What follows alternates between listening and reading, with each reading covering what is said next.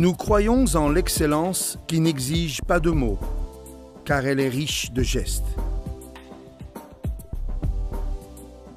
Des gestes qui expriment le soin, la perfection, la précision. Du choix de la peau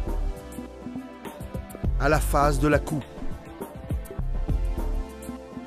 à la couture de la peau, à la couture de la semelle. Voilà d'où vient notre excellence, de la phase de mesure aussi importante que délicate. Faites asseoir le cavalier, habillé de chaussettes et de pantalons d'équitation. De la zone poplitée, descendez le long de la jambe jusqu'au sol, sans trop tendre le maître, ni le tendre trop peu. Ajoutez à la mesure 2 cm pour éviter que la botte soit trop basse avec l'usage. Pour être sûr, répétez la mesure, le cavalier étant debout, la jambe légèrement inclinée. Ou bien, tracez une ligne figurée vers l'extérieur, en partant de dessous de la rotule, et descendez jusqu'au sol, suivant toujours naturellement l'anatomie de la jambe. La hauteur devra être plus grande de 2 cm que la mesure prise en position assise. Notez le tout par ordre en suivant la fiche. Poursuivez en mesurant le tour de jambe à l'embouchure, juste sous la rotule.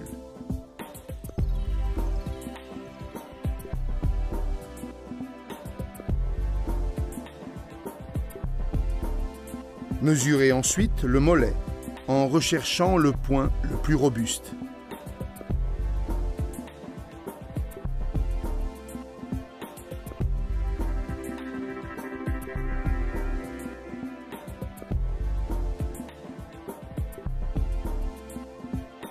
Après avoir trouvé le point le plus robuste, descendez verticalement avec la mesure.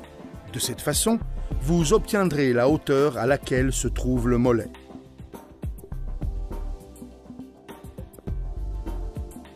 Considérez maintenant 20 cm en descendant avec le mètre le long de la jambe, du mollet vers le sol. Au point exact, mesurez la circonférence.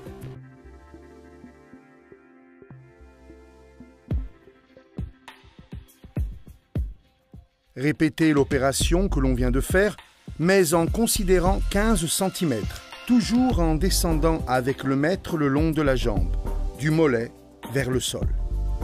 Au point exact, mesurez la circonférence.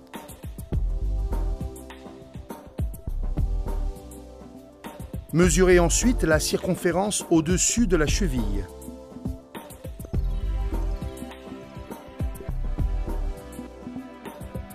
Mesurez maintenant la circonférence de l'entrée de pied, du talon à la cheville.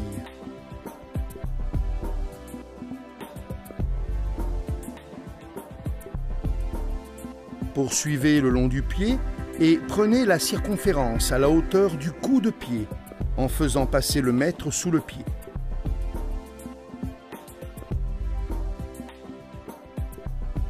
Descendez vers la pointe.